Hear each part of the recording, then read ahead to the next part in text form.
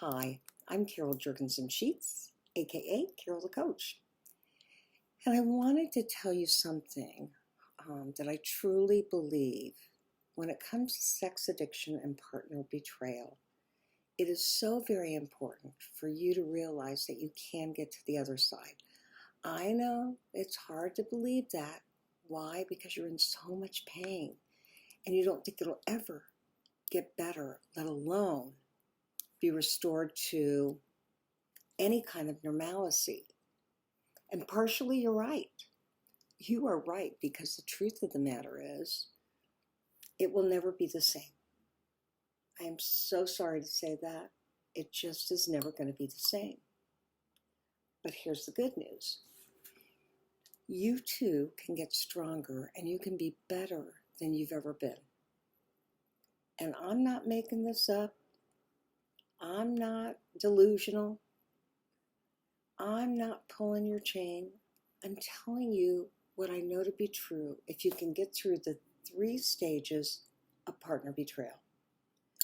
Now, the first stage is safety and stabilization. We really need you to find some security in what is today. I want you to be in the moment, which means you have to find security.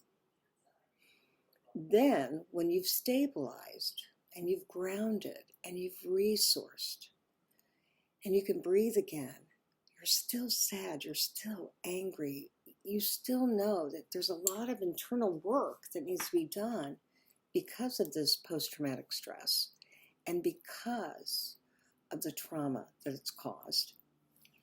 You have to do that work and then help them heal. And I'm not doing this to sell my book, but it literally shows you how you can grieve your losses, be angry, and how he can be right there with you throughout that stage. Can you imagine? He is actually sitting there holding your pain while you are cussing him out, while you are exploding like a volcano, Mount Vesuvius, while you are writing those venomous letters. It's important for you to get that out, and we're going to teach him how to protect himself and to hold that for you so that you can do that work together. And then when you've done that, and we're looking at, 18 months, somewhere between 18 months and 36 months, you're getting all that emotion out. Although I'm not going to tell you it dissipates and disappears, but I am going to tell you that there'll be a lifting of that emotional betrayal and a resignation that you have to create a new you. And if you so desire, you create a new coupleship. And that actually is exciting. But it can't be done unless you make that choice. And you actually access 5 principles of post-traumatic growth. Now, the first principle, well, let me first say that this is a research project that Tedeschi and Calhoun did to find out about veterans, war veterans that were very much in angst. They had a lot of post-traumatic stress, complex post-traumatic stress.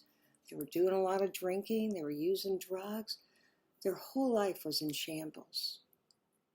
And when they made that choice to get healthy, and they did the hard work, wow, the most amazing thing happened. They felt better.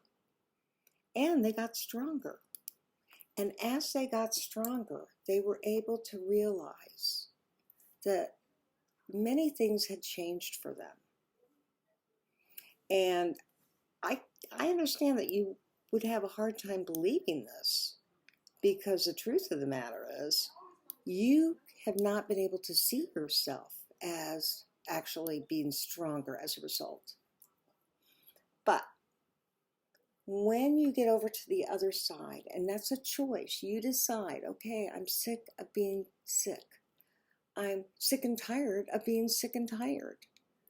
I'm ready to not be defined by partner betrayal or sex addiction. you usually ask yourself, what do I need in my life? Now, that can look like many things to many people, but usually you have a better understanding of your own personal strengths.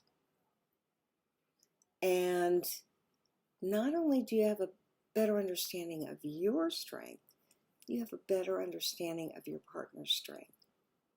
You've seen him or her grow in so many ways, and you are ready to acknowledge and talk about it. Wow, that's vulnerability. And I know that it sounds impossible, but it isn't. The second indicator of post-traumatic growth is that you have a richer appreciation of life. You know, when you've been down at the bottom, when you've given up and said, you know what, I surrender. I need something more and I can't find it myself. Please help me. That usually is a spiritual concept.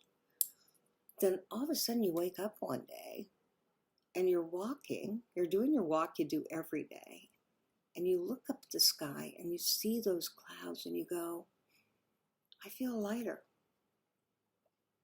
I think the sky is amazing. You come home, you sit on the couch. That dog of yours jumps on your lap and you're petting him or her and you're saying, I have such love for this creature who never hurt me. Unless, I don't know if you can see this, but my little guy's always leaving scars on me. It's out of excitement and love, so I can't really get mad at him. Okay, so you have that richer appreciation for life. That third thing is that you have a deepened sense of relating to others. You know, if you're in a group, you hear their pain. If you're going to a 12-step meeting for sex addiction, you want to help. You want to do that 12-step. You want to give back.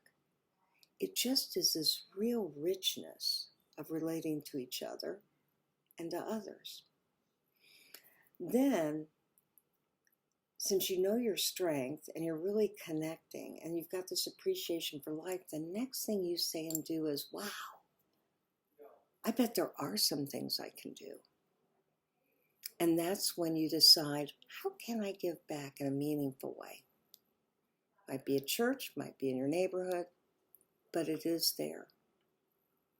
And then you feel this emotional connection and appreciation for something larger than yourself that has helped you through it. Those are the 5 indicators of post-traumatic growth. And in my book, I think about page 229, I could be wrong, I ask you to evaluate that for yourself and evaluate that in your spouse. And to take that risk, to be that vulnerable, to share the changes that you have made together. I'm Carol Jorgensen-Sheets, and I say it at the end of every radio podcast. There will only be one of you at all times. Fearlessly have the courage to be yourself and make that choice to do this hard work so that you can get over to the 3rd stage, post-traumatic growth.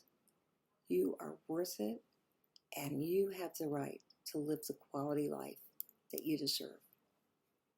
I'll talk to you soon.